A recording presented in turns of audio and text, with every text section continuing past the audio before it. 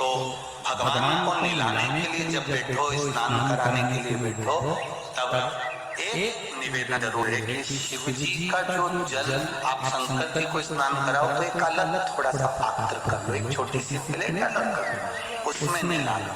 नहलाकर थोड़ा सा भी भाग अगर शंकर जी का हमको मिल रहा है, घर पर ही उसका जल अगर हमने छींट लिया है, थोड़ा सा आचमन कर लिया है, बच्चे जिद्दी हैं तो उनको भी अगर दे दिया है, या हमने तुलसी जी को छोड़कर दूसरे वृक्ष में भी डाल दिया है, उस वृक्ष की छांव भी अगर हमारे ऊपर पड़ रही है शंकर के चढ़े हुए जल की, तो ये निश्चित है कि हमारा कल्याण निश्चित होगा। घर में छोटा सा शिवलिंग तो सबके हो, उठाओ जरा हाथ, किस किस के आया, सबके आया, धर लो बहुत बढ़िया, सबके आया। बस उसको अन्य देवताओं के साथ स्नान कराने की जगह छोटी सी प्लेट में रखकर भले कितना सा पानी चढ़ाया वो उतना बाबा देवादेवी माँ के लिए, महादेव के लिए एक लोटा जल सारी समस्या का हल। अब एक लोटा जल तुम महादेव को अपने घर में एक लोटे जल से स्नान न करा, थोड़ा सा भी कटोरी के जल से भी स्नान कराया तो उसने स्वीकार। वो तो एक बूंद जल के लिए इंतजार करता है तुम्हारा।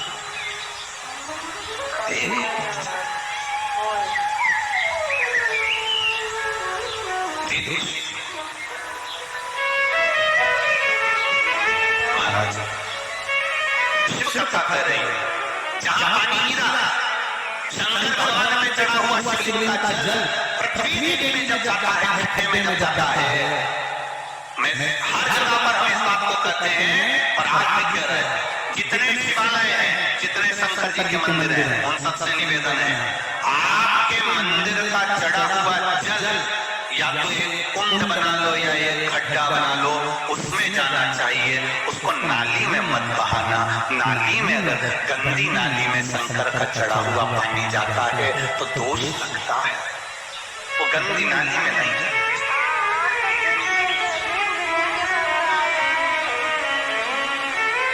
चढ़ा हुआ जल एक खड्डे में चले जाए, एक गहरा खड्डा बना लो, पानी अंदर सोख लेगा, या फिर पाइप के द्वारा उसको पेड़ पौधे में डलवा, पर प्रयास करिएगा कि वो पानी नाली में ना जाए, गटर में ना जाए, गंदी जगह पर ना जाए। उस पानी का सदुपयोग, उस पानी का सदुपयोग।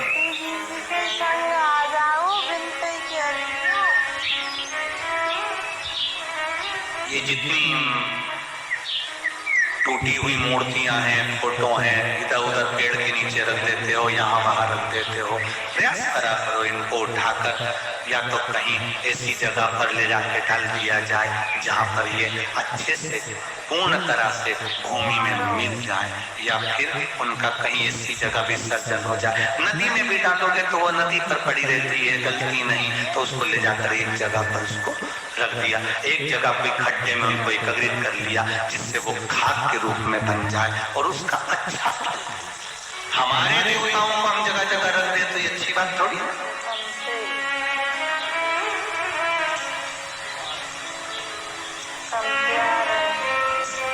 इंदौर में जीतू पटवारी जी ने कथा करवाई थी, तो हमने उसमें मूर्ति के लिए कहा था कि गणेश जी का विसर्जन अच्छी जगह करना, तो लोगों ने, इंदौर के लोग, अभी जब शुक्ला जी ने कथा कराई तो वहां पर लोगों ने लिख कर भेजा कि अब की बार जितनी भी मूर्तियां थी उन सबको नगर निगम ने बड़े अच्छे से लेकर गए और उनको अच्छे से विसर्जन किया। उसके लिए बहुत बहुत इंदौर नगर निगम को साधुवाद, इंदौर नगर निगम को उसके लिए बहुत बहुत साधुवाद। उन्हें स्वीकार तो करा, उसको सुधारा, संवारा, और हर क्षेत्र के चाहे 1 number, 2 number, 3 number, 4 number, 5 number, जो भी क्षेत्र की विधानसभा थी, सबने आगे रहकर सपोर्ट कर उन मूर्तियों को उठाकर सही जगह पर पहुंचाए। ये अपना भी फर्ज बनता है। जहां जहां राजनेता बैठे उनसे निवेदन है, जहां पर भी धार्मिक मूर्तियां, जहां लोग पेड़ों के नीचे डाल जाए, फटा हुआ फोटो डाल जाए, नदी के किनारे उसको उठाकर एक जगह पर रखा है, रखो, संभालो, संवारो। क्या जरूरत है महाराज? मेरे देवदेव महादेव बैठे हैं कैलाश, इतना पाप बढ़ गया, संसार में इतना पाप बढ़ गया, इतना पाप बढ़ गया कि पृथ्वी ने अन्न देना बंद कर दिया, झरनों ने, नदियों ने, सरोवर ने, तालाब ने जल देना बंद कर दिया, कुएं, बावड़े, तालाब जल नहीं दे रहा, पृथ्वी अन्न नहीं दे रही।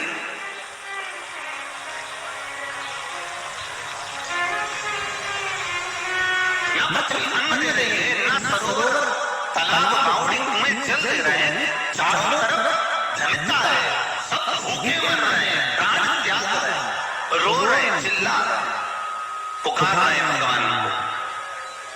गई खबर भगवान के पास पहुंचे भगवान, सभी देवी देवता ब्रह्मा जी के पास पहुंचे। ब्रह्मदेव, ब्रह्मा जी उनको लेकर भगवान विष्णु के पास पहुंचे। नारायण से जाकर कहा प्रभु कुछ कृपा करिए, सब हाहाकार मचा हुआ है, भूखे मर रहे, पानी नहीं है, अन्न नहीं है, प्यासे लोग, अन्न का भाग नहीं मिल रहा, 25-30 दिन हो गए, अन्न का भाग नहीं है, ना जल मिल रहा है, कुछ कृपा करिए, करुणा करिए। भगवान नारायण ने कहा चलो देवादिदेव महादेव के पास चलते। भगवान शिव जी के पास में गए, आवाज लगाई, शंभो शरणे पड़ी मां घड़ी रे दुख काटो दया करी में दर्शन पुकारा, विनती करे, निवेदन बार बार प्रार्थना करे, हे सुनो मुझे तेरा ही सहारा, मेरे पूछा क्या बात है, क्या हो गया, कैसे आना हुआ आपका यहाँ पर, कैसे पधारे हो? भगवान ब्रह्मदेव और भगवान नारायण ने कहा पूरे ब्रह्मांड में अन्न की कमी हो गई है, जल की कमी हो गई है, ना भोजन मिल रहा है, ना पानी मिल रहा है, चारों तरफ हाहाकार मचा हुआ है, करुणा करिए, दया करिए। और जब तक आप कृपा नहीं करेंगे, आप करुणा नहीं करेंगे, तब तक कुछ होने वाला नहीं है। देवादिदेव महादेव ने कहा चिंता क्यों करते हो, जाओ सब, और सब जाकर भगवत स्मरण का जो सुख है उसमें लग जाओ, अपने अपने कर्म में लगो।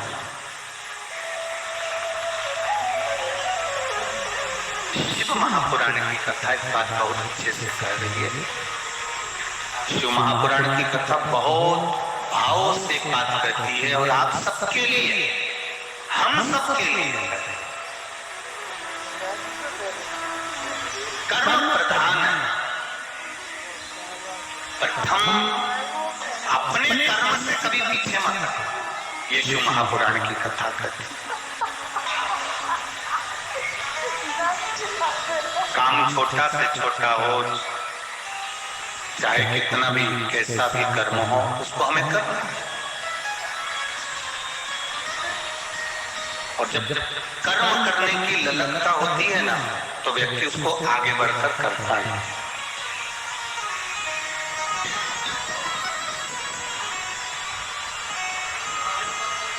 गुजरात में, बड़ोदरा में एक चीज देखने को मिलती है।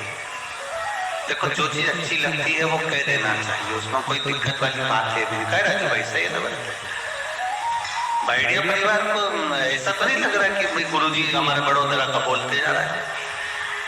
अच्छा लग रहा है इसलिए हम बोल रहे हैं। बड़ोदरा में एक चीज अच्छी है, यहाँ लोग फालतू नहीं है, सब अपने अपने काम में लग रहे हैं, सब किसी को फुर्सत नहीं है, सब काम में लगे। एक छोटे से छोटा व्यक्ति भी और बड़े से बड़ा व्यक्ति भी अपने कर्म में लगा हुआ है। माथा पच्ची का काम यहाँ नहीं है।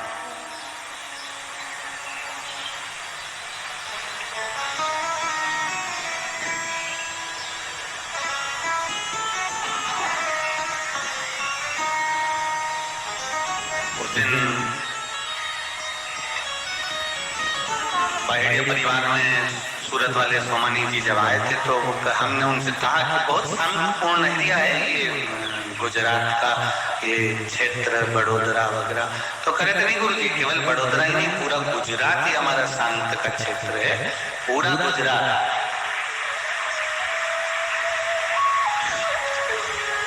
और गुरु जी बता रहे थे सोमानी जी की यहाँ पर माताएं जीवन पहन के भी अगर रात्रि को भी निकलती हैं तो गुरुदेव किसी की सामर्थ्यता नहीं कि कोई उनके गले की ओर हाथ बढ़ा ले। इतना सेफ है हमारा गुजरात, इतना इतनी सुरक्षा है, बहुत बढ़िया। जब हम यहाँ से गाड़ी में से जाते हैं तो माताएं ऐसा करती है, आज हम कर लेते हैं, आज हम करते हैं, ऐसे करते हैं।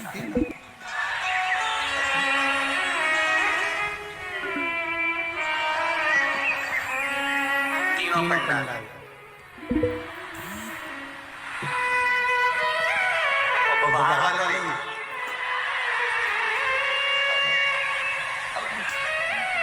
इतना आनंद है, इतना। और जैसे तुम्हारी कड़ी मीठी है ना, ऐसे गुजरात वाले तुम भी मीठे हो। मिठास तो तुम में है, आनंद का रसतत्व भाव। बस ऐसा ही प्रेम मेरे शिव के प्रति, मेरे भोलेनाथ के प्रति, भगवान के प्रति बना रहे। यही जीवन का एक आनंद सुख है, यही रसतत्व। महाराज शिव महापुराण की कथा कर रही है, भगवान देवादिदेव महादेव का चरित्र कर रहा है। शिव जी ने कह दिया तुम अपने कर्म में लग जाओ, कर्म प्रथम, कर्म प्रधान, कर्म करने से पीछे मत हटो। तुम मेहनत करो, कर्म करो, फल मेरा देवादिदेव महादेव अवश्य देगा, ये निश्चित है। आप अपने कर्म से पीछे मत हटो, कर देगा, बस मत बुरे कर्म कर वरना पछताएगा। भगवान की आँखों से तू बच नहीं पाएगा, तू बच नहीं पाएगा। अरे ओ अज्ञानी मत करना, अपना कर्म जरूर करो, अपनी मेहनत जरूर करो। एक पत्र आया,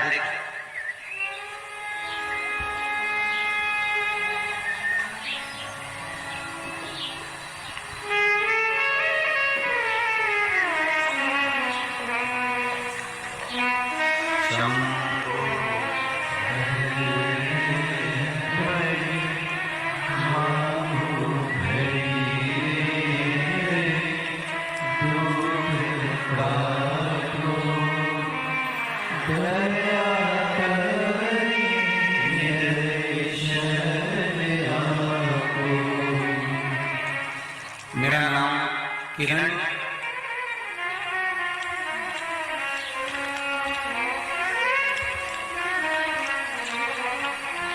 किरण श्रवण कुमार जांगीर है। मैं बड़ौदा की निवासी हूँ, कहीं बैठनी हो तो हाथ मिलाइएगा। मेरा नाम किरण श्रवण कुमार जांगीर है। मैं बड़ौदा की निवासी हूँ। बहेड़िया परिवार को धन्यवाद देना चाहती हूँ गुरुदेव।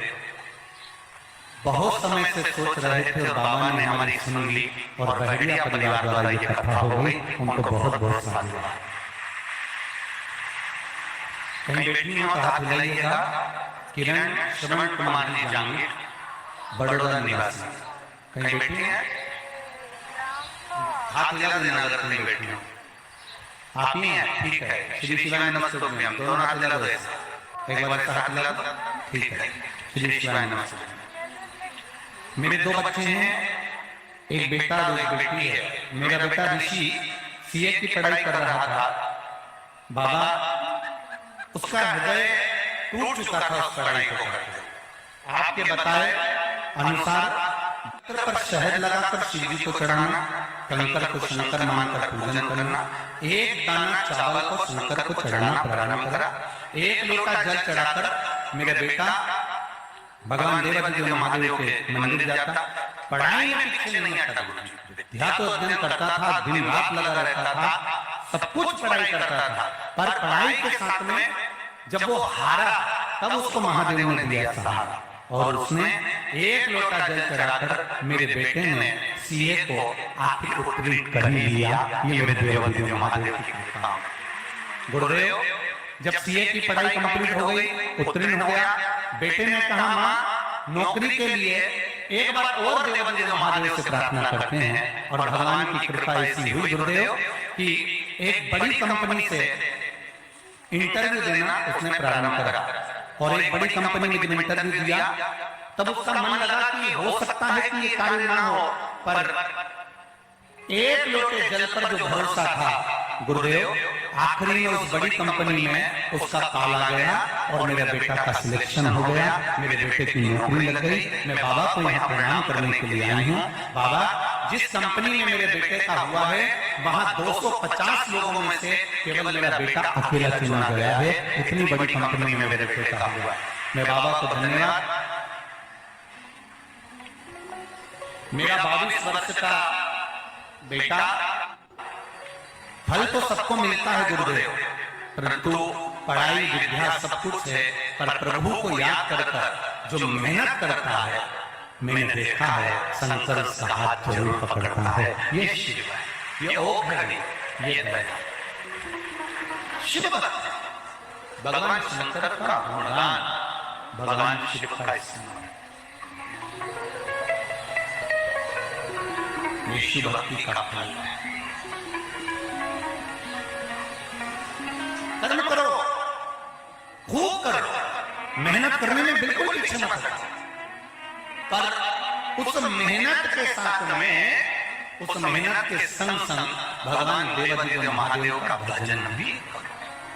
कारण जब कहीं आपको कहीं ऐसा लगेगा कि मैं कहीं ना कहीं डाउन हो रहा हूं, कहीं ना कहीं मेरा विल पावर कमजोर हो रहा है, कहीं ना कहीं मुझे बल प्राप्त नहीं हो रहा है, कहीं ना कहीं मुझे लग रहा है कि मेरी मेहनत का भी फल नहीं मिल रहा है, तब मेरा देवादिदेव महादेव उस जगह पर धक्का लगाने के लिए तुम्हारे पास होगा। ये निश्चित करो।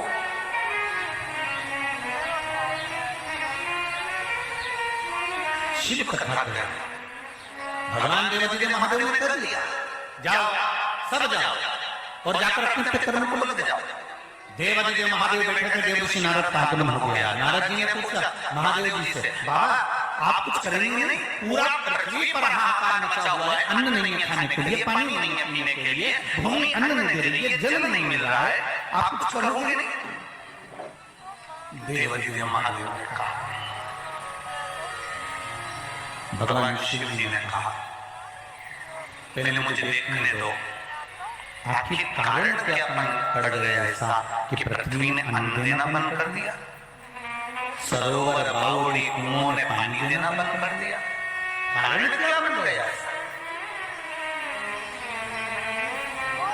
भगवान देवादिदेव महादेव पार्वती जी को नंदी पर बिठाकर भ्रमण के लिए निकलना प्रारंभ किया।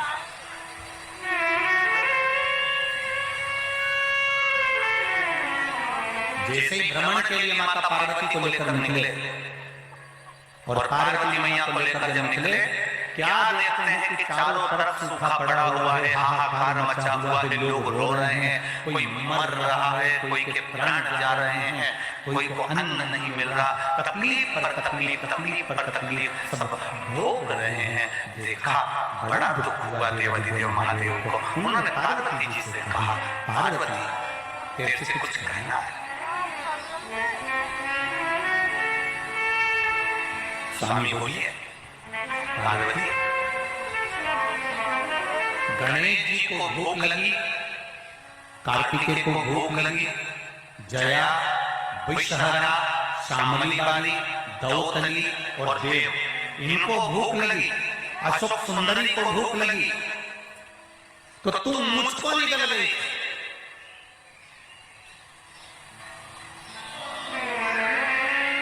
और कुछ देर के लिए तू विधवा हो गई थी, बेधव्य हो गई थी। फिर अपनी नासिका से तूने मुझे प्रकट करा। मेरा नाम ध्रुववान हुआ, तेरा नाम ध्रुववती हुआ। तू ध्रुववती माता बन गई, मैं ध्रुववान बन गया। पार्वती, आज फिर इस संपूर्ण विश्व के कल्याण के लिए तेरी जरूरत है। पार्वती ने कहा, प्रभु बोलो तो सभी, मुझे क्या करना पड़ेगा? तू इस पृथ्वी के पास जा और पृथ्वी से पूछ कि आखिर वो अन्न क्यों नहीं दे रही। एक स्त्री का भाव एक स्त्री ही समझ सकती है। एक नारी की दशा को नारी ही जान सकती है।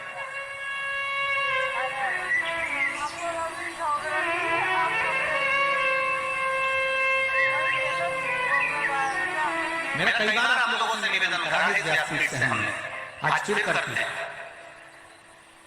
एक माँ की दशा क्या होती है, ये बहू को जानना चाहिए। जिस दिन तुम माँ बनोगी, तुम्हारे भी बेटे की जब शादी होगी, जैसा तुम कर रही हो वैसे तुम्हारी बहू भी तुम्हारे साथ करेगी। उस माता की दशा को ध्यान में रखना चाहिए।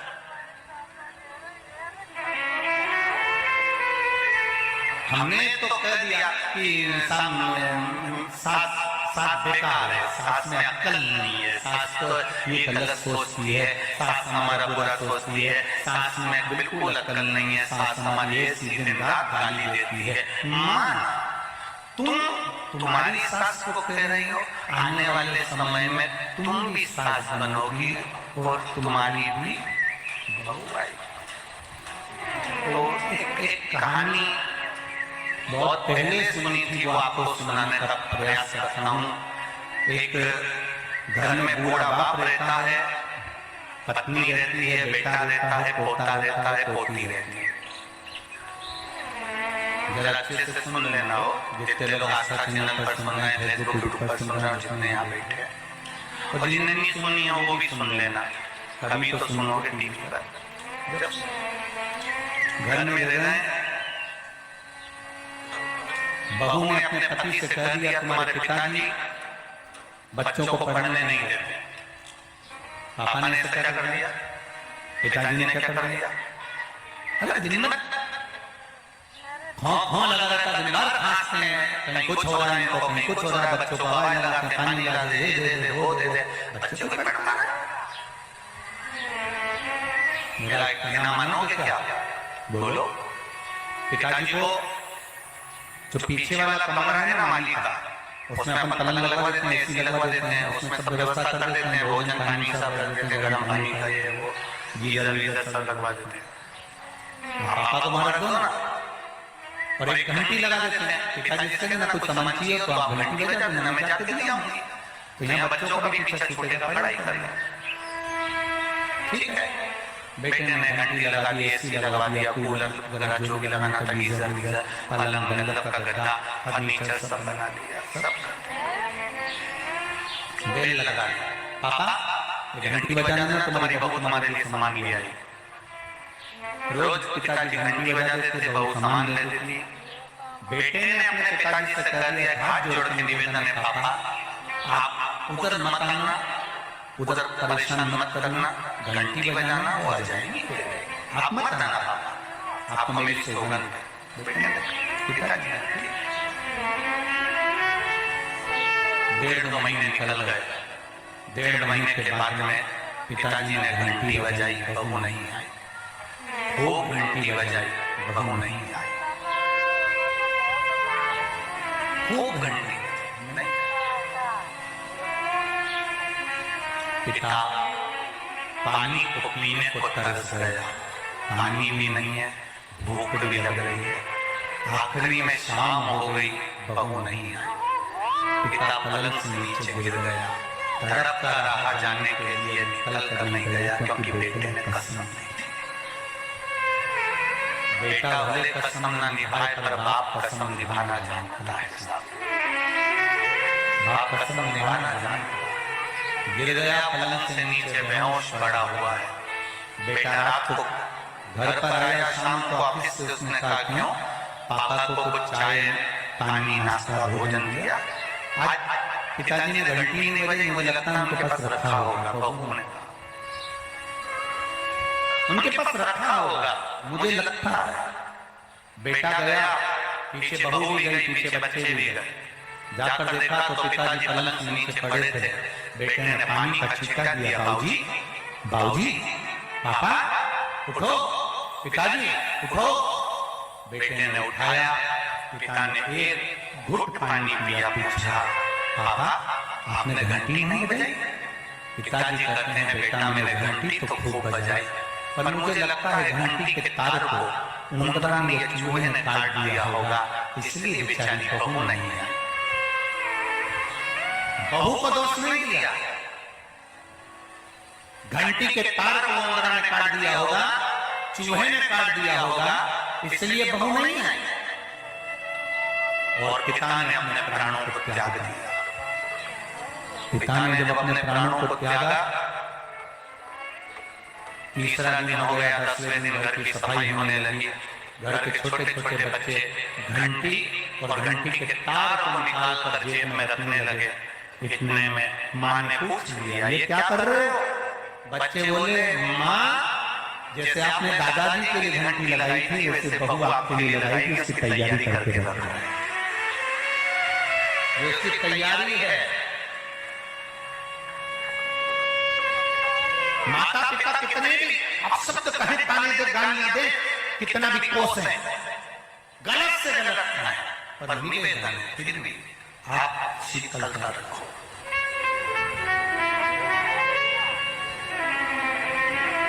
आप शीतलता रखो।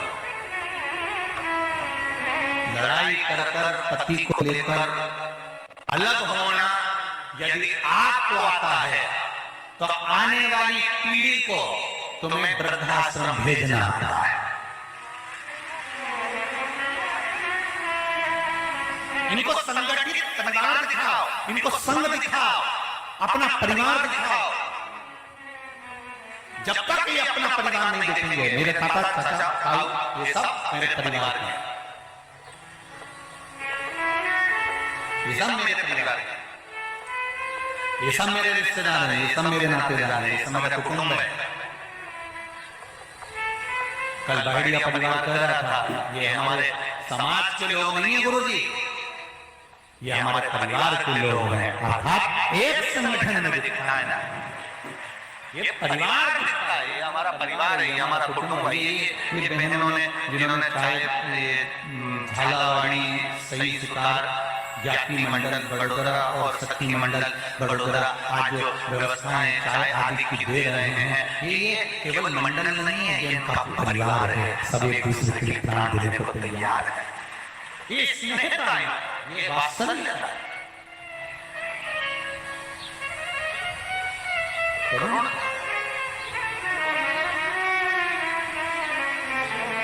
शिव जी ने कहा, नारी की दशा तो नारी जान सकती है। आप जाओ पृथ्वी से पूछो कि आखिर कारण क्या है, ये अन्न क्यों नहीं दे रही, ये पानी क्यों नहीं दे रही, कारण क्या है? कि जाओ पृथ्वी से मालूम करो।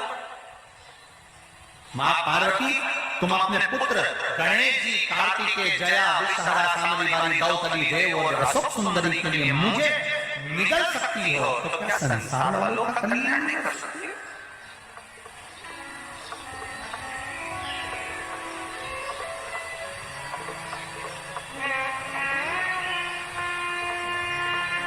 घर का माता पिता एक ऐसे होते हैं, बच्चे ने पूरा पैसा वो क्रिकेट में लगा दिया, बच्चे ने पूरा पैसा डब्बे में लगा दिया, बच्चे ने पूरा पैसा शेयर मार्केट में लगा दिया, मुंह उतार के बैठा है। मां ने पूछ लिया क्या हो गया, बोल नहीं पाया। दूसरों ने बताया ऐसा हो गया, मरने के लिए जा रहा था, हमने रोका।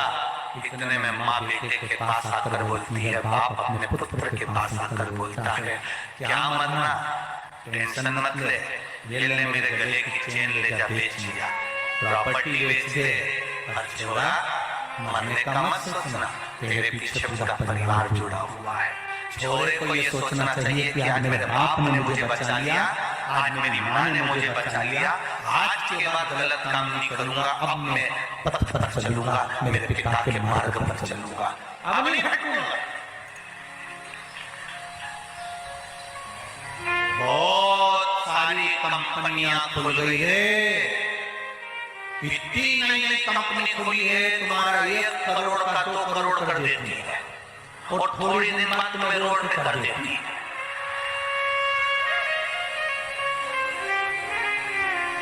ऐसा ऐसा गेम चल गया, इस गेम में जाओगे इतना मिल जाएगा, इस गेम में जाओगे इतना मिल जाएगा। जिसने गेम बनाया उसको आज तक नहीं मिला, अपना तुझे निचोड़ने के लिए बनाया, पर तुम समझ ही नहीं पा रहे। तुम कह रहे हो मम्मी, माँ कह रही है क्या करता रहता दिन मोबाइल पर, क्या करता रहता दिन मोबाइल पर। माँ कहे तो बुरा लगे, बाप कहे तो बुरा लगे, और जिस दिन खड्डे में गिर गया, कर्जे में डूब गया, पुलिस दरवाजे पर खड़ी थी, पकड़ कर ले जा रही है, अब रो रहा है माँ और पिता के पास में। ये गेम के चक्कर में हो गया, गेम खेल रहा था, सब चूना लगा दिया, कर्जे में लगा लूं, अब डायरेक्ट अकाउंट से पूरा पैसा कट गया, डायरेक्ट इसने यहाँ खेला और अकाउंट से गया, अब रो रहा है, मर रहा है, कर्जे में लगा लूं मैं।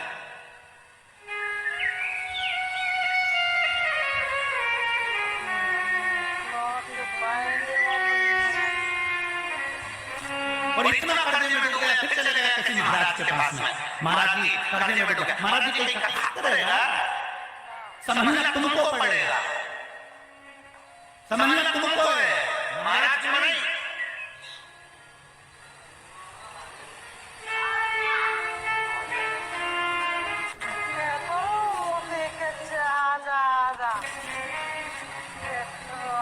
दुनिया में जैसे बड़ी मछली छोटी मछली को खाने के लिए तैयार रहती है, ऐसे बहुत बड़े हैं तुमको निपटाने के लिए। पर जिसके घर में माता पिता भाई बंधु की एकता है ना, उसको निपटाने की दम किसी में नहीं है, क्योंकि कहीं ना कहीं उस मालूम है ये निपटा देगा अपने को।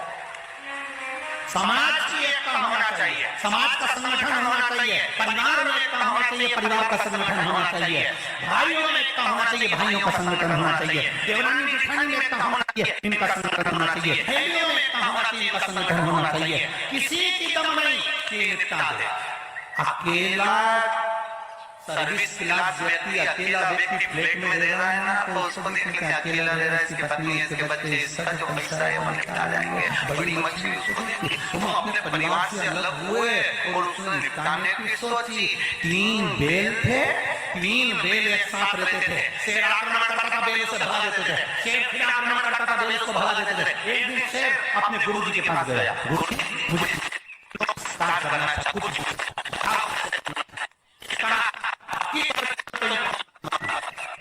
केवल वोट डालने अलग होने की बल इनकी एकता खत्म हो जाएगी। जब बल खत्म होगा तो एक करके तीनों को निपटा देगा। सुन लो रे गुजरात वालों, अच्छे से सुन लेना। बहुत बहुओं को लगा रहता अलग रहेंगे तो अच्छे रहेंगे, चले क्या रहेंगे तो अच्छा लगेगा। कब तक इनके पास में रहेंगे, मम्मी दिन भर कोसी पापा आंखन बोलते हैं, भाई बंधु सब बोलते हैं, अलग रहेंगे तो अच्छा। समझ लो, उसने शेर ने खबर पहुंचा दी, एक बैल से कहा मैं तुझे नहीं मारूंगा, तू चिंता मत कर। तेरा भाई आया था, वो कह रहा था कि तू तो वैसे ही ऐसा है कि इसी काम करनी है, सारा काम तो तेरे भाई करते हैं, तू तो बैठा बैठा खाता है, तू कभी जिंदगी में कुछ नहीं कर पाया, तेरे को खा के क्या करूंगा। बैल को बुरा लगा, उसने जाकर चुप रहने लगा, उसने कहा इनसे कोई मतलब नहीं, भी नहीं कर। उसने दूसरा बैल आया, उसको भी कुछ ना कुछ कह दिया। धीरे धीरे तीनों बैल आपस में दूर हो गए। अब मौका मिला, इसने एक को निपटा दिया, फिर दूसरे को निपटा दिया, तीसरे को खाने के लिए दौड़ रहा था। शेर ने बैल से कहा देख तुझे खा रहा हूं। इतने में बैल से कहा मालूम है क्यों तेरा शिकार हो रहा है? बेल कहता है मैं अच्छे से जानता हूँ, क्योंकि हमारे भाइयों की एकता टूट गई थी। जब आपस में एकता समाप्त हो जाती है तो कोई भी शिकार कर सकता है। आप एकजुट होकर रहिए, किसी की सामर्थ्य का नहीं कि कोई आपका शिकार कर ले। एकजुट में रहो, अपनी समाज का संगठन रखिए। सनातन धर्मी जितने सनातन धर्म को मानने वाले ये अपना संगठन बनाकर रखें, तो किसी की सामर्थ्य का नहीं कि कोई उंगली उठा ले। एक संगठन में वो बल होता है कि कोई उंगली उठाकर नहीं देख सकता। हम संगठन से बाहर होते हैं, हम एकता से बाहर होते हैं तो लोगों की दृष्टि पड़ती है। रखो एक साथ। पार्वती जाओ तुम पूछो तो जरा। पार्वती जी ने कहा मैं जाकर पृथ्वी से पूछो क्या है आखिर इसमें जल क्यों मन कर लिया। पृथ्वी के पास पूछो, माता पृथ्वी से कहा पृथ्वी तुम बताओ। पार्वती जी ने पूछा पृथ्वी तू अन्न क्यों नहीं देती है, तू पानी क्यों नहीं देती, क्या कारण हो गया जो कुएं में, बावड़ी में, तालाब में, सरोवर में पानी नहीं हो रहा। कारण क्या है। पृथ्वी ने कहा संसार के लोगों ने पाप करना प्रारंभ कर दिया। इतना पाप कर रहे तुम्हें अन्न नहीं दे सकती। मैं नहीं दूंगी अन्न का दाना नहीं दूंगी, और ना मैं पानी दूंगी इनको पीने के लिए, इनको समाप्त करके रहूंगी। पार्वती जी ने कहा पृथ्वी तुम माँ है, माँ बच्चा लात भी मार दे तो माँ माँ होती है। बेटा शब्द भी कह दे तो माँ माँ होती है। बेटा अगर गाली भी दे दे तो माँ माँ होती है। पूत कपूत सुने पर ना जम के बोलो माता सुनी। हमने पूत कपूत सुने हैं पर माँ को कपूत नहीं सुना, वो माता नहीं सुना।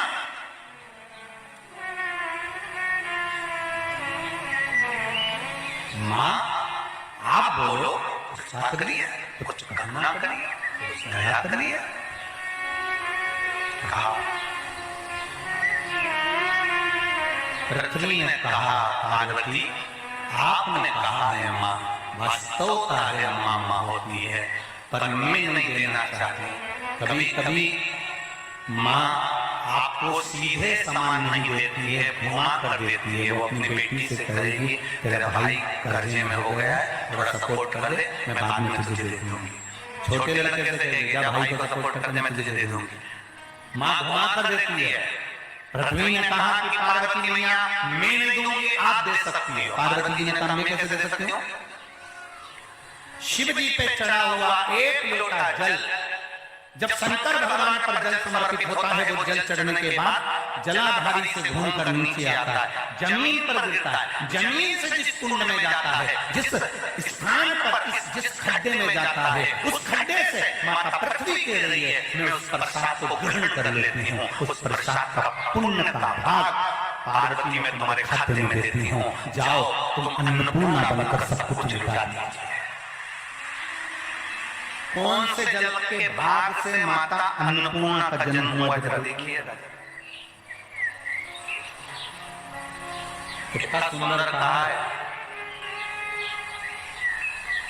जिस कागज में, जिस दोने में, जिस पात्र में हम प्रसाद ग्रहण करते हैं ना, उस पात्र में जो थोड़ा सा प्रसाद चिपक जाता है ना, वो भी बर्तन मंजते समय जब पृथ्वी पर जाता है तो पृथ्वी उस भाग को लेकर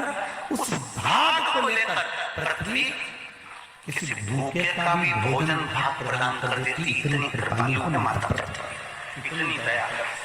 और सरल भाषा में समझो, हनुमान जी का जन्म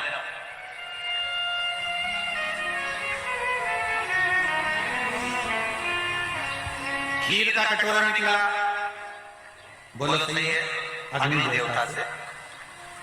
खीर के दो भाग हुए, माता कैकेयी ने लिया, माता कौशल्या ने लिया। यज्ञशाला में तीसरा बर्तन नहीं था, तब एक दोना पात्र आया। एक दोना, एक पत्ते का एक पात्र बनाया गया। उस पत्ते के पात्र में माता कौशल्या ने, माता केकई ने अपना अपना भाग उसमें दे दिया। माता सुमित्रा को, सुमित्रा जी ने खीर खाई, पत्ता पटक दिया। और माता सुमित्रा ने वो पत्ता नीचे पटका। एक बांदरी उस पत्ते को चाट कर चली गई, उसका भी करवट गिर गया। यहाँ राम जी, भरत जी, शत्रुघ्न जी, लक्ष्मण जी का जन्म होता है, उस बांदरी के गर्भ से श्री हनुमान जी का जन्म होता है। मात्र उस पत्ते का एक झूठा भाग ही चाट देना, एक झूठे भाग को प्राप्त कर लेने पर उसका फल प्राप्त हो जाता। अन्नपूर्णा मैया का जो अवतार, आप लोगों से कई बार हम कहते हैं, आप लोगों ने ध्यान दिया होगा, हम कई बार समझाते हैं। अभी हम आपसे कहते हैं कि साहब ये बेलपत्री अशोक सुंदर वाली जगह पर चढ़ाओ, अभी हम कहते हैं कि बेलपत्री की डंडी पीछे की ओर कर चढ़ाओ, अभी हम कहते हैं कि बेलपत्री पर शहद लगाकर चढ़ा दो, कभी हम कहते हैं इस पर दूध का भाग लगाकर चढ़ा दो, कभी हम कहते हैं कि ये आखिर कारण क्या है?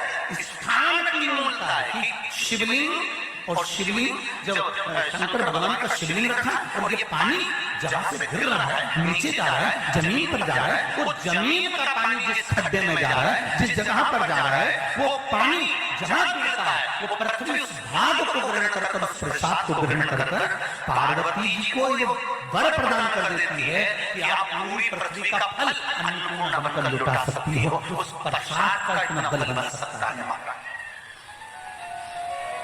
कोई कहता है गुरुजी ये रुद्राक्ष का जो पानी होता है,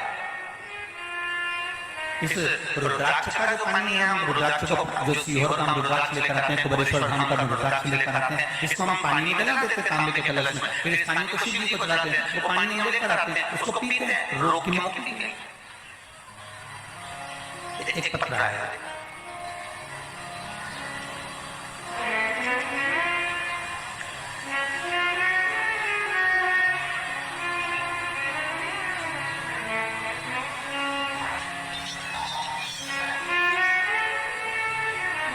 सो लता बेन विठल महाजन सूरत उदना से आई, कई बेटी हैं पर हाथ जलाइए, आपने दोनों हाथ जला दे। श्री शिवाय नमस्ते।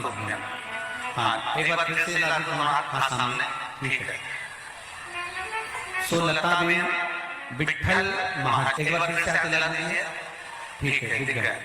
सुलता बेन विठल महाजन सूरत उदना से आई। बाबा जी मेरा प्रणाम, मेरे भाई का तबीयत बहुत खराब हो गया था, डॉक्टर के द्वारा बताया गया कि मेरे भाई का 95% लीवर डैमेज हो गया और किडनी डैमेज थे, तो मैं अपने भाई को 2 दिन आईसीयू में रखा।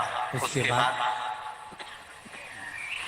भाभी और मैं श्री शिवाय नमस्ते का जाप किया, 1 लोटा जल की महत्वता जानी, शिव जी को चढ़ाया। 22/8/2022 को हम सीहोर कुबेरेश्वर धाम पहुंच गए। वहां पर पहुंचकर हमने कंकर शंकर का पूजन करा, एक रुद्राक्ष का भाव लिया। व्यास जी बनी है आपकी, जहां आप शिव पुराण की कथा करते थे, वहां पर चढ़ी हुई बेलपत्र उठा ली, मैंने भाई को वहीं पर खिला दिया, पानी पिला दिया। दूसरी बात, हमने जब उसका स्वास्थ्य का परीक्षण करा तब मेरा भाई पूर्ण तरह से ठीक हो चुका है, जिसका 95% किडनी लीवर गड़बड़ था। बैठिए बहन, श्री शिवाय नमस्ते। विराज, ये शिव तत्व है, ये शंकर, ये औखड़ी, ये दया। आपका विश्वास नहीं होना चाहिए, आपका भरोसा जड़ी होना चाहिए। और दुनिया की सबसे बड़ी औषधि है शंकर भगवान पर चढ़ी हुई बेलपत्र। जम के बोलिए जरा, शिव जी पे चढ़ी हुई बेलपत्र।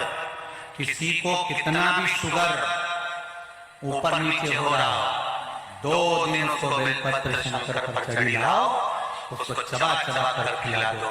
अगर बेलपत्र खाने से मुंह में छाछ हो रहा हो, ऐसा लग रहा हो कि छाले जैसा हो रहा है, उस बेलपत्र को सुखाकर पीस कर, नींद सुखाओ तो ऐसी मलकर गोली बनाकर खिला दो। श्री शिवाय नमस्तुभ्यम बोलकर या कुंद कलेश्वर महादेव का नाम लेकर उसके बाद में शुगर की जांच कराओ, लेवल में मिलेगी आपको। इतना इतना बेलपत्र का बीपी, शुगर, थायराइड जितने भी हैं, आप शंकर का भरोसा कर कर बस विश्वास पूर्ण होना चाहिए। आपका भरोसा पूर्ण होना चाहिए, आपका विश्वास पूर्ण होना चाहिए,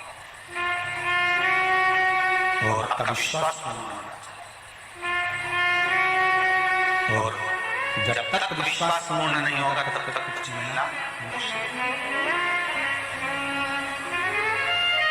मैंने तेरे भरोसे ओ बाबा, तेरे हवा में उड़ती बाबा,